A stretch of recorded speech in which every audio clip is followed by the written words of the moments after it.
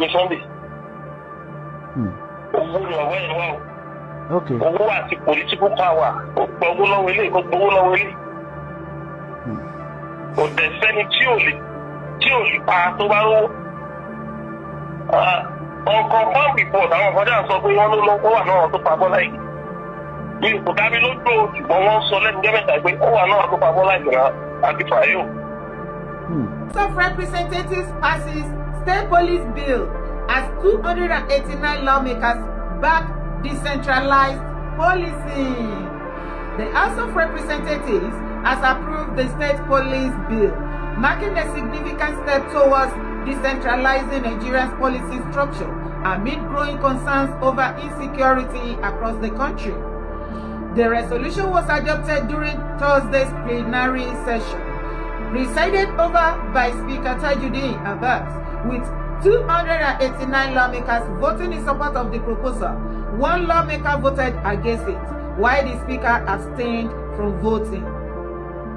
The House has dedicated the session to considering and voting on the bills following the recent rise in killings, kidnapping, and banditry in several parts of the country. Akurire o, boya fún yín, boya fúnra mi, boya fúnra mi, boya fún yín, ayabara títí. At last. Wọ́n ti ṣe kíni? Wọ́n ti vote in the House. Wọ́n dẹ̀ ti pass the bill yẹn with the vote of 289, just one speaker. Òun ló against ẹ̀. Congratulations to us. Ara ẹ̀ náà ni kẹ́tí wá rí wípé tí alágbẹ̀dẹ bá ti ń lu irin gbọ̀ngàn lójú kan. Ó ní nǹkan gidi kan tó fẹ́ mú jáde ńbẹ̀ ni wà tèmi mọ́ tó bá wá rí bẹ́ẹ̀ wá fi tí ara ẹ̀ gbó lẹ́nu wọn fúnra wọn. Abstain 0, total 290.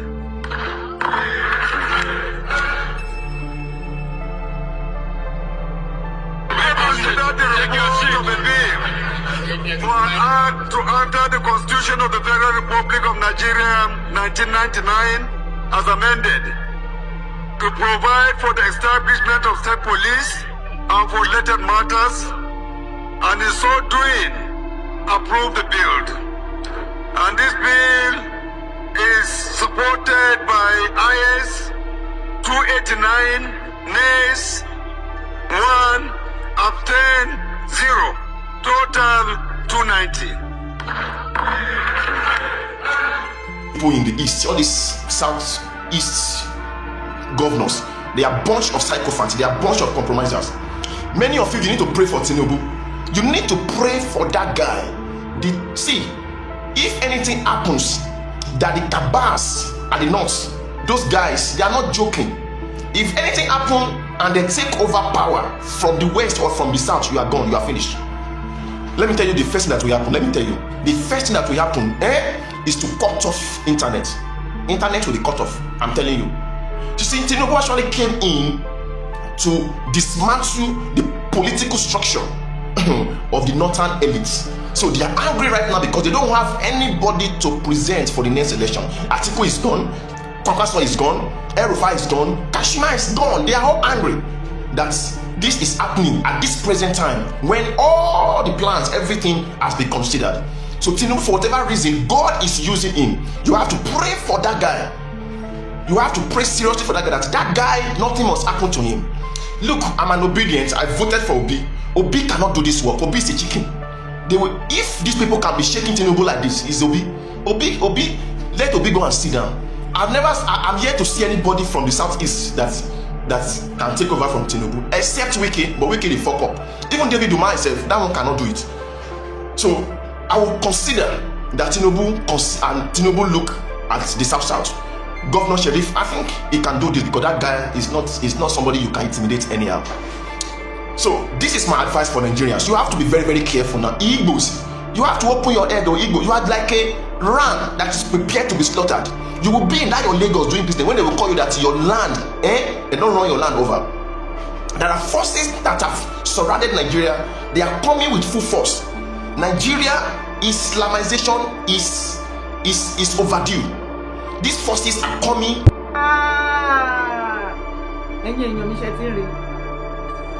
Ayọ̀ abara tíntín.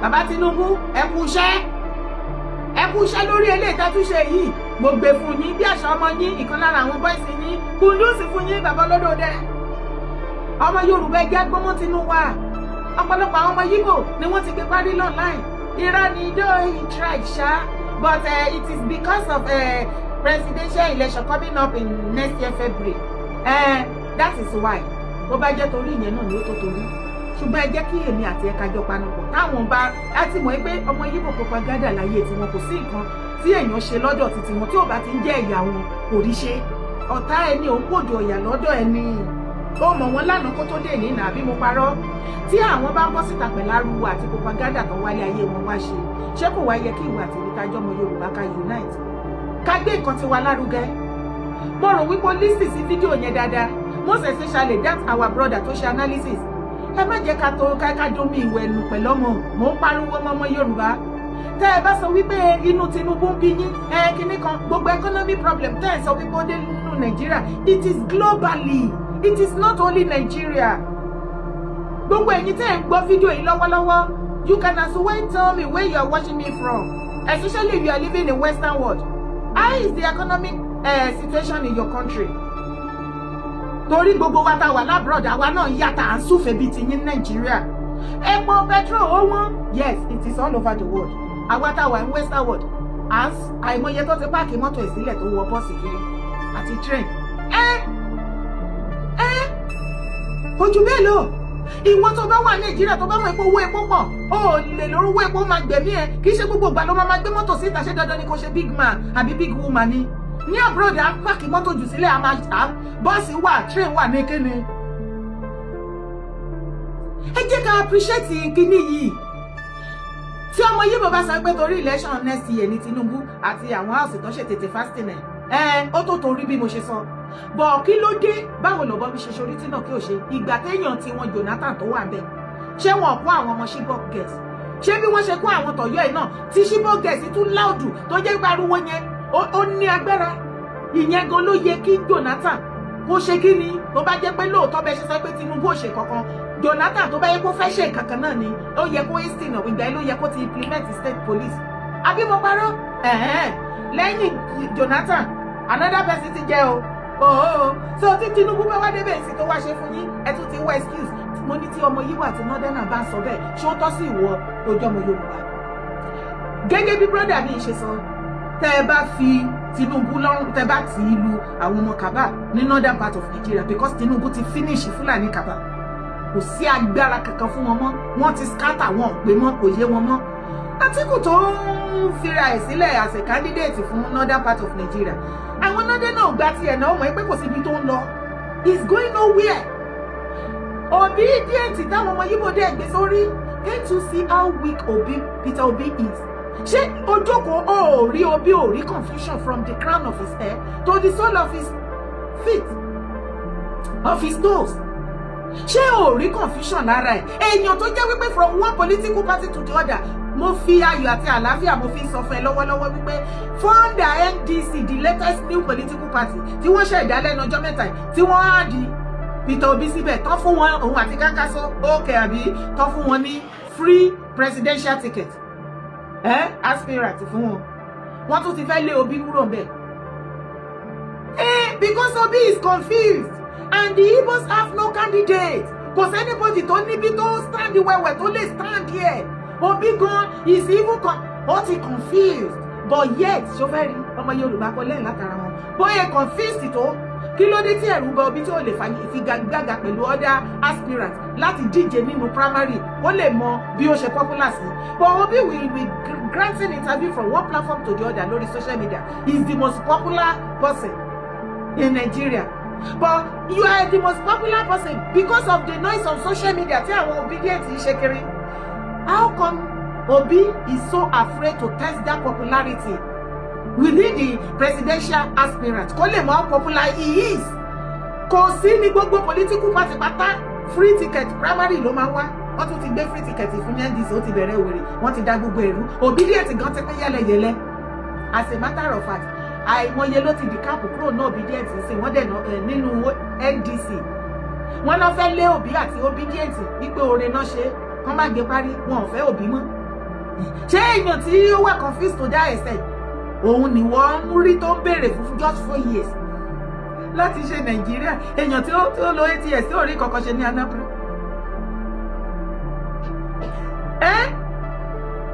Dátì ẹ mọ̀ my dear, ẹ jẹ́ ká fún bàbá Tinubu ní support tó yẹ ká fún. Mi ní dandan kó o ṣe kí ni kó campaign fún, mi ní dandan kó o dìbò fún, mi ìdẹ̀ ni kó má dìbò fún. Ṣùgbọ́n ẹ jẹ́ kí Yorùbá ká gbọ́mọ tinú wa lásìkò, ẹ má jẹ́ kó jẹ́ gbogbo ìgbà la máa dómi nù pẹ̀lọ́mọ. Gbogbo ìgbà kọ́ ni ká máa dọ́mú ìwẹ̀ nù pẹ̀lọ́mọ, ẹ má jẹ́ ká máa ṣe mọ́. Tínúdé náà wọn ò fẹ́ rí Jonah, kẹ́ntù sí pé rí Jonah ti délẹ̀ tún báyìí. Yes, ogun máa pọ̀. Àwọn tí ọmọ Yíbò á ti mọ̀ pé noise ni ti wọn propaganda. Tinubu dèrè ó ti scatter àwọn northern caliphate, ó ti rún wọn gan. And you know now, mo ti ṣàlàyé fún yín. Òun lẹ tún gbé lẹ́nu brother wa yẹn. Kẹ́ntù sí pé northern àti fall ní caliphate, ó ti fall yakata. Wọn pé mọ́. Ẹrù fẹ́ ló wà níbi tó wà. Sultan of Sokoto fẹ́ tọmọ ìdíyẹ pàṣẹ Asoville, ó ti jókòó ẹ̀jẹ̀. Wo Kákásó ti finish nọ́ọ̀tì for real. Àwọn náà tún fẹ́ lé kúrò ní DCC. Àtíkù kò síbi tó ń lọ. Even the northerners, they don't have any strong political candidate kankan tó lè match pẹ̀lú tó lè tàkà pẹ̀lú Tinubu. Ẹjọ́ ṣé wọ́n bí lòun ojú tí wọ́n wò ó lè tàkà pẹ̀lú Tinubu politically. Níbi tí irú àwọn bàbá Tinubu bá ti jókòó on the round table, wọ́n bá ti sọ̀rọ̀ politics. Mo tún sọ, tell Obi to hold his pen and paper and be jotting down like me while I'm doing my research. Nǹkan tó bí need. Ibẹ̀ ni kọ́kọ́ là ló ti mọ̀ náà. Irú ẹkùn, irú ẹkùn, irú ẹkùn. Ọmọdé yẹ mọ́, ó ṣe bẹ́bẹ́ o, ó ṣe bẹ́bẹ́ o, irú ẹkùn ṣe bẹ́bẹ́ o, Ìgbòho ṣe bẹ́bẹ́. A dúpẹ́ lọ́wọ́ gbogbo ẹ̀yin olólùfẹ́ ṣe Sunday Adéyẹmọ Ìgbòho. Ẹ má bínú, mo ní yèyé dára. Chief Ìgbòho ló ní kí n dúpẹ́ lọ́wọ́ yín. Wọ́n ní àwọn rí gbogbo àdúró tì yín o, ìfẹ́ yín lọ́tún lósìn. Wọ́n ní àwọn ò ní bojú yín jẹ́, òtítọ́ táwọn dúró lé lórí yẹn òun làwọn náà ṣì wà. Wọ́n wá ní ká dúpẹ́ lọ́wọ́ yín, ká dúpẹ́ pé òkun fún ìfọwọ́sowọ́pọ̀ yín lórí ìlú ẹkùn. Èyí ló mú ìlú ẹkùn Private Security Limited, òun ni wọ́n gbé jáde yìí. Wọ́n ti kọ lẹ́tà the Honourable Commissioner for Education Ọ̀yọ́ State Secretariat, Agodi, Ìbàdàn, Ọ̀yọ́ State of Nigeria. Ìlú ẹkùn funded by Chief Sunday Adéyẹmọ Ìgbòho ni wọ́n send message yìí sí commissioner ní Ọ̀yọ́. Wọ́n ní request to provide Ìlú Ẹkùn security network with the numbers of public school, both primary and secondary school in Ọ̀yọ́ State, with location of batch of the schools within Ọ̀yọ́ State. Ìlú Ẹkùn security network sympathizer wọ́n kọ message yẹn ránṣẹ́ sí commissioner of education ní Ọ̀yọ́ State àti gómìnà wa Ṣèyí Mákindé wípé àwọn ṣetán láti pèsè ààbò tó péye fún gbogbo school tó wà ní Ọ̀yọ́ State, all the primary school and the secondary school.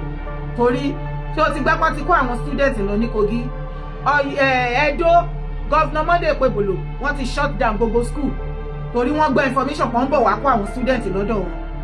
Ọ̀yọ́ wọn fi wọ́n lọ́rùn lẹ̀. So a fi àsìkò yìí rawọ́ ẹ̀bẹ̀ sí Commissioner of Education ní Ọ̀yọ́ State, gbogbo ọmọ kóòtù ajíire both home and abroad, ẹ bá wa kàn sí wọn. Ẹni kí wọ́n jẹ́ wa ní òhò Ìlú Ẹkùn ti gbé ìgbésẹ̀ tó yẹ kí wọ́n gbé láti fẹ̀hónú hàn wípé àwọn ṣetán private security wọn. Bàbá Tinubu ti bọwọ́ lù, iṣẹ́ sì ti bẹ̀rẹ̀, everything ti tò, ètò ti tò, gbogbo ẹ ti pé ó lé pàápàá. Gbogbo anybody tẹ́ bá rí tó ń janu online lórí Ìlú Ẹkùn, wọ́n kàn sokó sábọ́ ni ẹni kan gbé mu kan fi wọ̀, wọ́n dẹ̀ pín fún family wọn torí Ọlọ́run ti ṣe lè complete. Ó ti pé pérépéré iṣẹ́ yẹn ti rẹ̀ tẹ̀lé mi wá wo fídíò. Dáa ìfẹ́ àti mọ́tẹ́ kẹ́kẹ́ wú. Ìṣe àwọn tó pa àyàn rí, wọ́n pa àyàn rí. Wọ́n lọ fọ́dún lérí. Wọ́n ò ṣèkà fún anybody. Bẹ́ẹ̀ bá ní nǹkan lọ́wọ́, wọ́n fi lè lọ kojú ọ̀nà wò. Ṣé yóò wulẹ̀ sọ bẹ́ẹ̀ rẹ̀? Ìbọn kan náà dà bẹ́ẹ̀ rí lọ́ba bọ́ sáà rí wọn. Lọ́ba máa gbàgbọ́ lọ́wọ́ wọn, lọ́ba máa fún wa létí, lọ́ba máa gbà ń pàkọ́. Ọba máa gbé ọba ẹ̀ máa jáde jáde. Wọ́n tó ní nǹkan dáadáa, kò ní ètò náà wà lá. Aṣọ òkú bẹ̀. Nígbà tí ẹ̀sẹ̀ ìwádìí wọn, wọ́n fẹ́ sì ní ẹ̀sà lọ. Ní ẹ̀sẹ̀ tó lójú àná, tó bá fẹ́ yìnbọn yóò yìnbọn nípa kò fẹ́ ni. Bí ọ̀rá yòó, wọ́n á ní wọ́n fi kankan wọ́n á fọ orí ẹ̀ pa wọ́n fi máa fọ orí ẹ̀ dànù wọ́n ní kan bẹ̀ a máa hàn bá mo tó wí ẹ̀ tó gbọ́dọ̀ dà wọ́n á bí yàrá yàrá rẹ̀ dà mẹ́ta láìpò bí náà kọ́ wá hàn ìgbà níwájú ta àwọn ọmọ security tí wọ́n bá gbé àìsàn gbé ẹ̀yìn náà wọ́n ní pé ẹsẹ̀ da ìfẹ́ àti wọn dẹ́kẹ́tẹ́ rú ìsáwọn tó pa tó ti pààyàn rí wọn pààyàn rí wọn lọ fọ́dún lé wọn ò ṣèkà fún ẹni bọ́ọ̀dì náà bẹ́ẹ̀ bá ní nǹkan lọ́wọ́ wọ́n fi lọ kojú ọ̀bẹ̀ wò ṣé yóò wù lọ́sẹ̀ mẹ́lẹ̀ rẹ̀. Pẹ̀kẹ̀lé arúgbó jẹ gbèsè ta ni yóò san. Kí ló dé tẹ ṣáfẹ́ para yín sí ṣí Sunday Adéyẹmọ Ìgbòho lọ́rùn? Ilé ayé yìí ò lọ fà ó tún lọ fà. Èmi ò mọ ibi tí ọkùnrin ti ń sunkún sọkùnrin ẹgbẹ́ ẹ̀ lọ́rùn.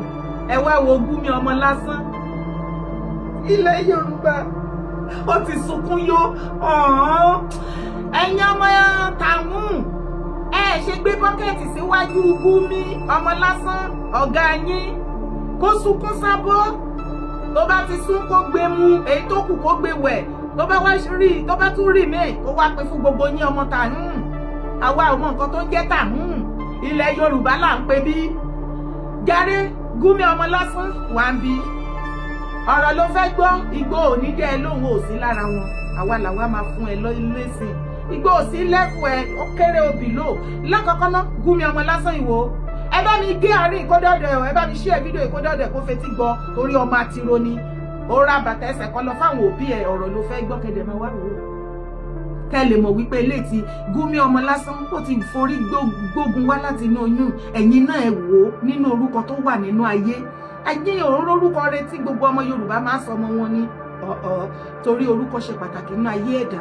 Kí ìyá eléyìí oníbẹ̀lẹ́nu ní ìgbà tí ìyá àti bàbá ẹ̀ ní tí ìyá ẹ̀ lóyún ẹ̀ tó bí nígbà tó pọ́jọ́ mẹ́jọ àbọ́jọ́ mélòó ni mùsùlùmí máa ń ṣèkómọ tó máa sọmọ lórúkọ nínú orúkọ rere tó kúnlẹ̀ nínú àgbáyé àtòyìnbó àti gbogbo everything. Kí ìyá àti bàbá wá orúkọ tí kò má mọ orúkọ tó máa sọmọ tuntun tó ṣẹ̀ṣẹ̀ bí ó pè lọ́mọ lásán. Tó fẹ́ sọ pé ọmọ ẹ̀pọ̀ ń jẹ́ ọmọ lásán ni. Ọmọ lásán wà lára orúkọ ìbéèrè lọ́wọ́ ẹ̀ tí mo bá parọ́. Ṣó dẹ̀ mọ̀ wípé òun ló represent Gúnmi ilẹ̀ Yorùbá. Gúnmi ọmọ lásán ilẹ̀ Yorùbá ni níwò. Wá Gúnmi ọmọ lásán kò yí ẹni kò sí lára wa àti dá tiwa mọ̀. Ẹ bá ń gbọ́ dá tiẹ̀ mọ̀.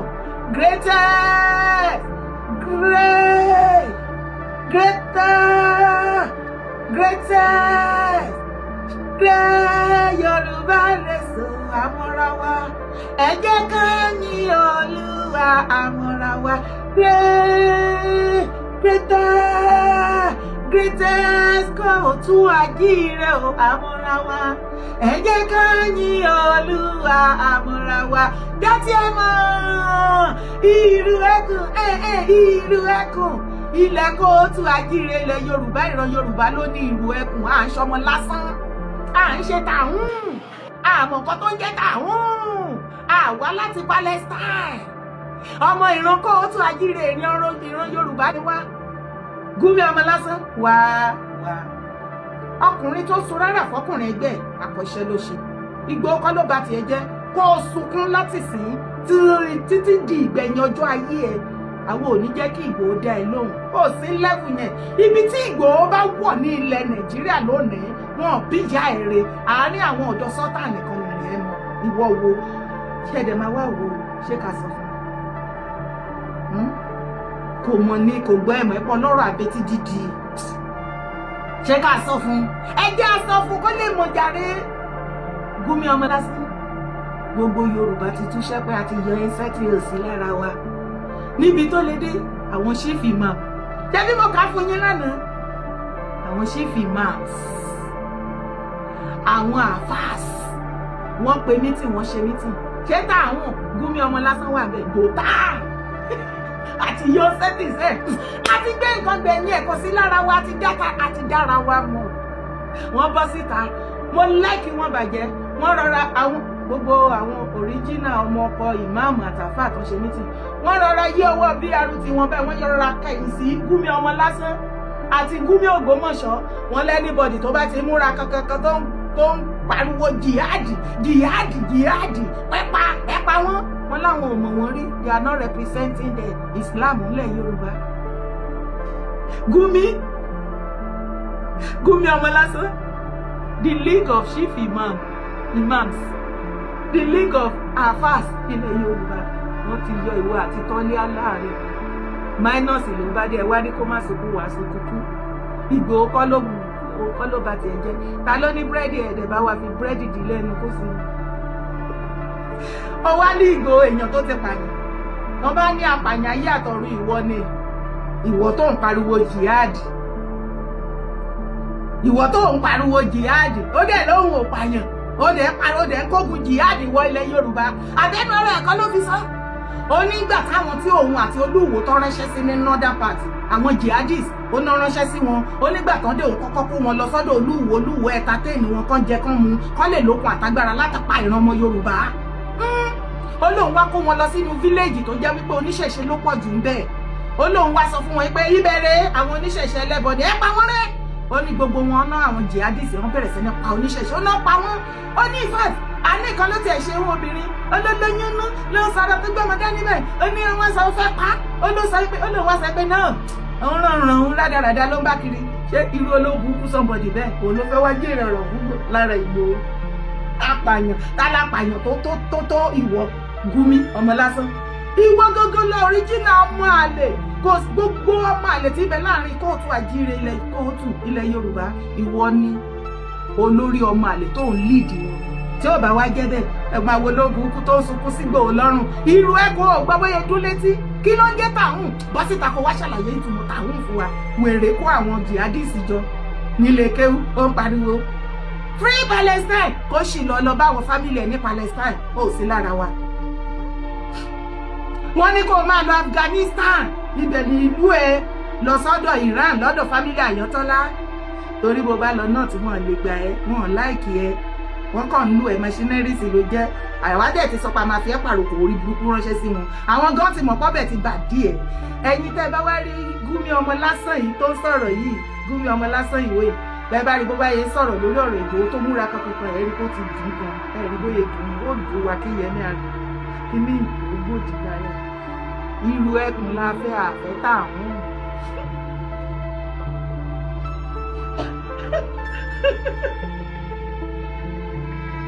Ó fi tàhún ó fi ń wé ìlú ẹkùn orogún òwò ló ń bá Ìgbòho ṣe jẹ́ kó yé ẹ irú ẹkùn tí Ìgbòho fọ́ọ̀mù yìí wọ́n mọ̀ pé Ìgbòho ní gbowó lọ́wọ́ Fúlàní wọ́n mọ̀ pé Ìgbòho sí lára àwọn tó máa ná jẹ́ leader security tí Fúlàní máa gbowó fún tásáré àwọn boys wọn sáré wúwo wọn palẹ̀ gbogbo ẹ̀ Ìgbòho no dey do that ó lóyà sí ìran bàbá yìí àti wípé Yorùbá la fẹ́ fi pàdé nǹkan Yorùbá kò sí nǹkan tó ń jẹ́ tààrùn nílẹ̀ Yorùbá kó sì dànù ibi tó wà yẹn ló máa jẹrà sí a recognize ẹ mọ́ àwọn ìmáàmù àwọn mùsùlùmí ilẹ̀ Yorùbá wọ́n ti yọ ẹ́ dànù wọ́n ti kẹ̀yìn sí ẹ wọ́n lò sí lára náà kí wàá lórí burúkú ibẹ̀ ni kọ́kọ́ là ń lọ ẹ tẹ̀lé mi wá wo fídíò.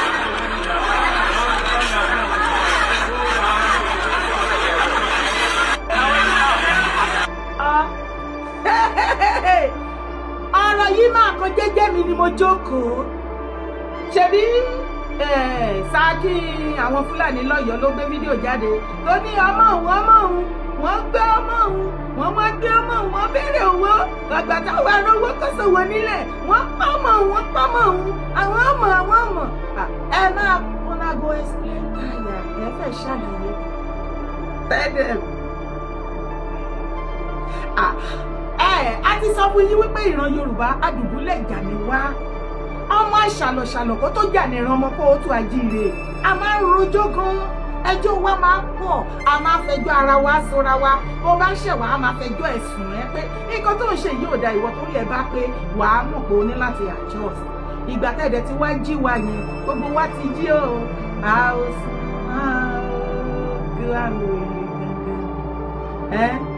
kí ló ṣe àwọn Haúsá ẹgbẹ́ plakadi ẹ wọ́de you are not a bandit níbo láti ibo what can fa àwọn ọgbọ́n yẹn o ẹ̀yin ràn mí ẹ má fọ ọ tí Haúsá bá kọ́ra àwọn jáde tán ní they are not bandits it's still none of our business afẹ́fọ́ ilẹ̀ kó o tó àjíire mú afẹ́fọ́ mọ́ ẹnikẹ́ni tá a bá rámú tí ẹ bá ẹ bí ọba Fúlàní kankan bá gbọ́ síta tó yẹ wọ́n gbọ́mọ̀ òun jọ́tọ̀dọ̀ ló gbogbo yẹn the story for the gods ni o ẹ̀yin kan fúnra yín à ń bọ̀ wá bá yín o aláfẹ́fọ́ ilẹ̀ kó o tó àjíire ilẹ̀ Yorùbá mọ́ Haúsá ń jáde Fúlàní ń jáde ní kéne.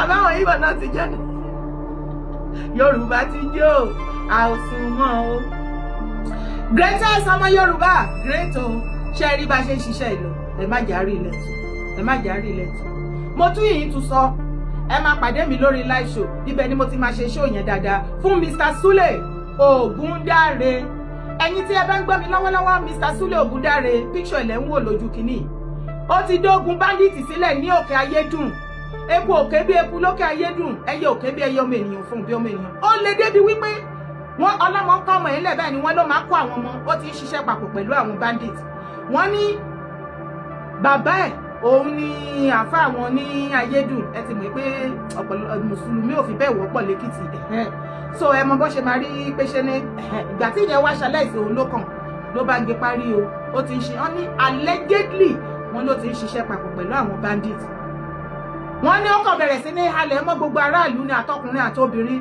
títí dé ọ̀dọ̀ ọba kábíyèsí òkè ayédùn ọba Fẹ́mi Aríbísálà ó ti kó láyà jẹ ó ti sọ di mùsùlùmí dandan ló ní láti máa kírun by fire by thunder àìjẹ́bẹ̀ òun máa ṣí adé lórí ẹ̀ gbogbo àwọn ọmọ wẹ́wẹ̀wẹ́ ìlú gbogbo wọn náà ti jí gbé tán o olóko ò lè rọ́kọ mọ́ olódò ò lè rodò ojúlówó ọmọ ọkọ òkè ayédùn ní oṣù.